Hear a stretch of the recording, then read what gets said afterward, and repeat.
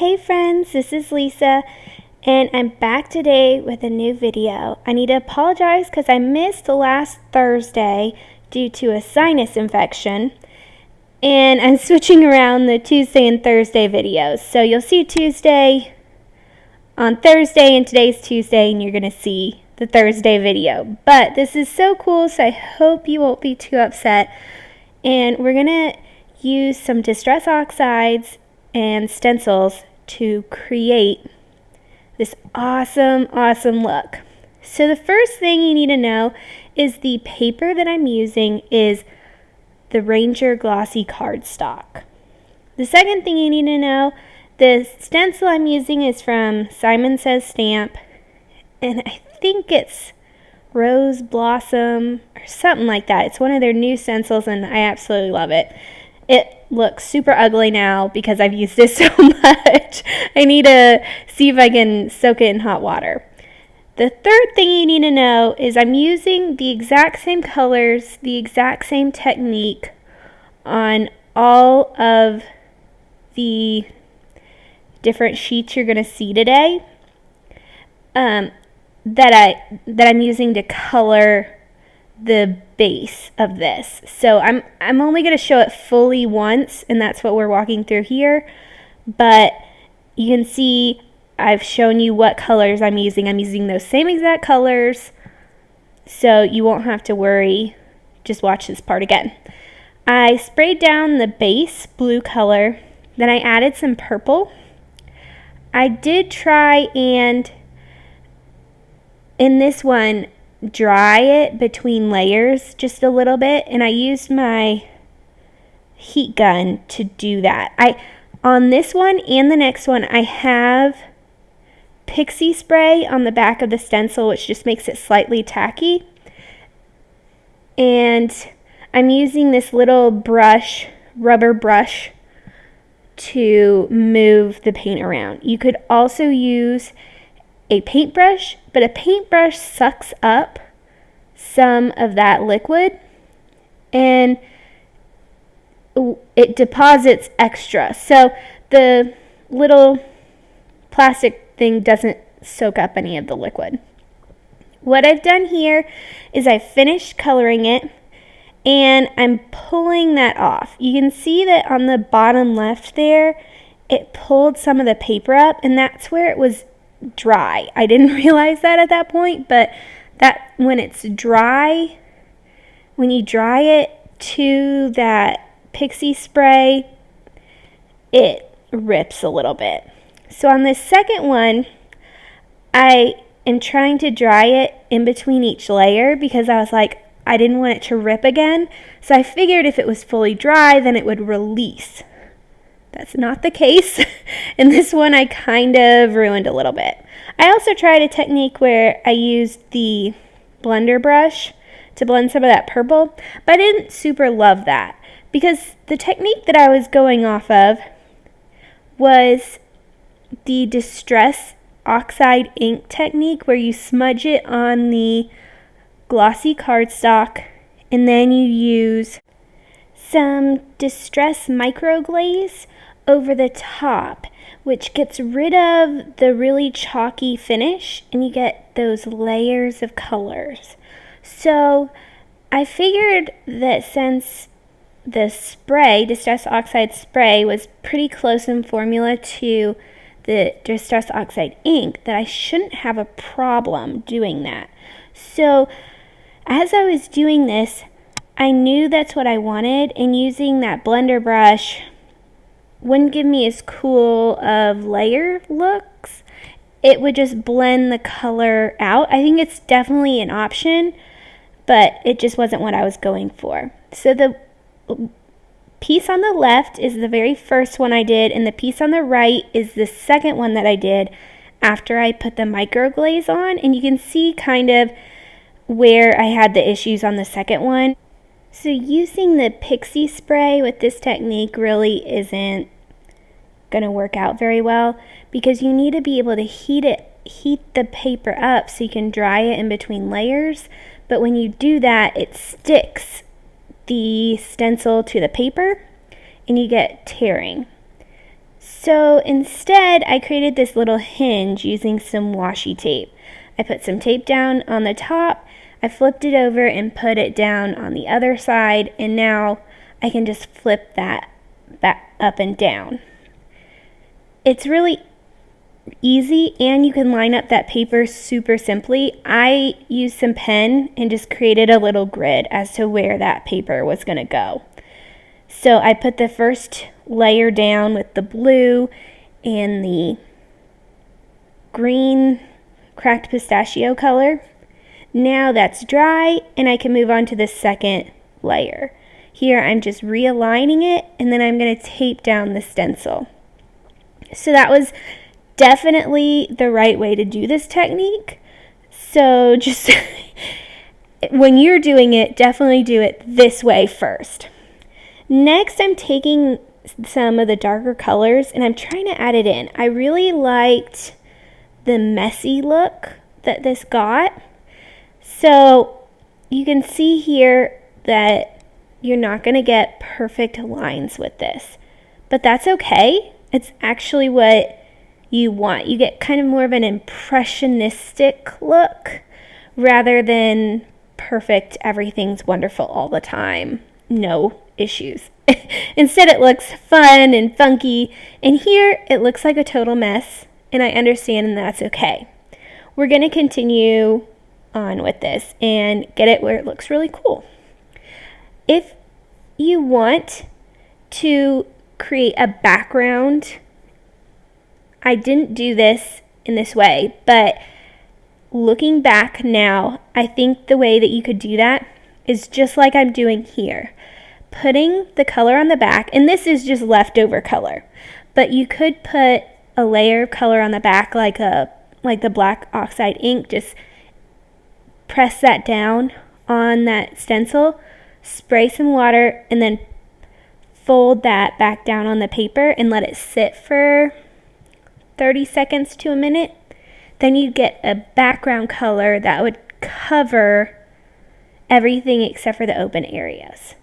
So I don't do that, but that is definitely what I would do in the future when I use this technique, because I'm definitely going to, because it's my brand new favorite technique with stencils. Might be my brand new favorite technique ever. I talked through all of that, but what I did first is I took the completely dry piece, and then I used some of that micro glaze, and I used it on a microfiber towel. I find that really easy to do. And through the stencil, I microglazed the areas. Then I am doing the ink smushing technique, and this is what we talked about at the beginning, where I got this technique from. Is you take the glossy cardstock, you dip it in, you put some Distress Oxide ink on your table, spray it with water, pick it up with a paper, do that a couple times, and then use the microglaze and create a really cool background technique. Well, I did that over the top of that glazed piece, and we'll see that in just a minute. Here is where I did that background technique using just the leftover stuff, and you'll see that turned out really cute. Next, I'm taking where I added those 3 layers, the black layer. I might have only done 2 layers, but it was a black layer and then another black layer with some blue and gray around the edges. I was hoping that the microfiber or the microglaze that I did through the stencil would resist that Distress Oxide, and it didn't really do that, so I got a very dark look. I definitely have some ideas on how to use that, and if you want to get that kind of look, that's the way you get it. It looks really cool, but I think I can do it better, and I'm going to show you that here. So I created this whole one exactly like before. I skipped it because you didn't need to see it again. If you want to see how I did it, go back and watch the very beginning. But I'm taping that down and micro glazing through the stencil again. This takes a few minutes because you have to go through the stencil. One thing I would say is you need to change the area of your microfiber cloth every once in a while, just because that white pigment will build up. You need to clean it. Then I buffed it a little bit through the stencil, and now I'm buffing it some more off the stencil. Then I'm going to take my embossing buddy. This has whatever that stuff is that makes it non-sticky on it, and I'm really coating that. And then I'm going to take some clear embossing ink, and here I'm just checking to make sure it's not going to stick. Then through the stencil, I'm going to take my embossing ink pad, and I'm using the Versamark ink pad here, and stamping it down, and then I'll pour some clear embossing ink over the top of that and heat emboss it. Then I'm going to do the same exact thing that I just did that didn't turn out very well, where I put the black layer over top. But the embossing should resist that quite a bit more. One thing that I do notice with the embossing is that I think it brings back a little bit of that white pigment. And so it's not as clear or vibrant as when the ones that just have the microfiber, their micro glaze over top. So the purple and the green part that has embossing over it is just a little bit more cloudy than I thought it was going to be. And that's why I said that you should just leave the hinge on. If you want something super vibrant, then you're going to want to leave that hinge on and do the background by stamping on the stencil, spritzing it, and then folding it back down on your paper so that you get that background color on top, exactly where you want it, and you don't have to. And then at the very end, once it's all dry, you do the microglaze over all of it. But I do really like how this one turned out. It's just a little bit more whimsical, dreamy than I had been expecting. So next I'm taking another piece. In this piece I had done a few layers in leftover ink on the ground as well as on the stencil and created that cute little piece. On this piece right here, I'm still adding a few layers of black. I think I did 2 full layers of black, and in between the two layers of black, I did a light blue gray layer just to give it some more depth. Finally, after it's completely dry, I'm taking the microglaze and glazing over the whole thing.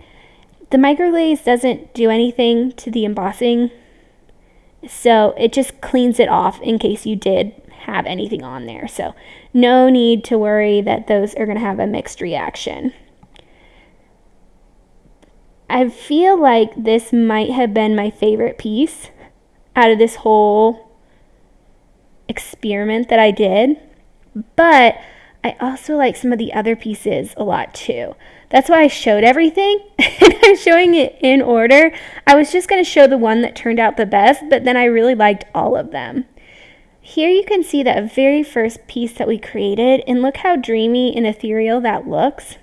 I'm going to put microglaze on that piece, but I definitely think you could leave the microglaze off and have an amazing piece just like that. The one issue is that if you do touch it, you get white stuff on your fingers. So it's kind of a trade-off.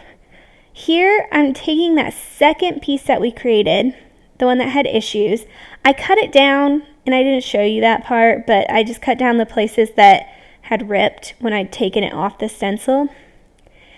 And I wanted to see what this would look like before I did anything to that very first piece, because it was very similar. And I wasn't sure if I wanted to keep that piece, the first piece, how it was, put the microglaze on it, or add different things to it. Anyway, I decided after looking at this one how cool it was. The stencil pattern, you get the ink dries around the edges of that stencil pattern, and so you get a very flowy background look.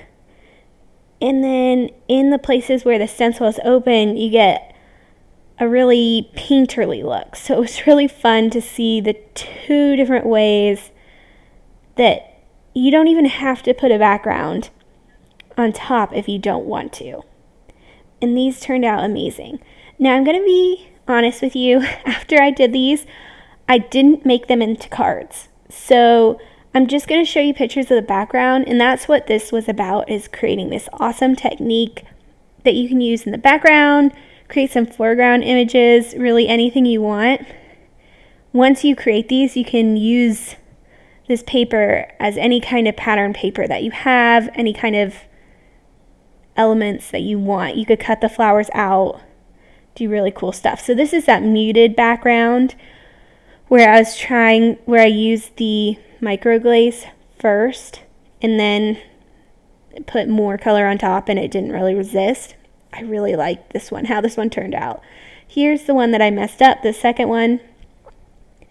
And so if you want to see what I create with these, what kind of cards, then definitely follow me on Instagram, because I will for sure share them over there. And definitely subscribe if you haven't done that here, because I'm sure one or two of these will end up in a video where I'm actually making a card.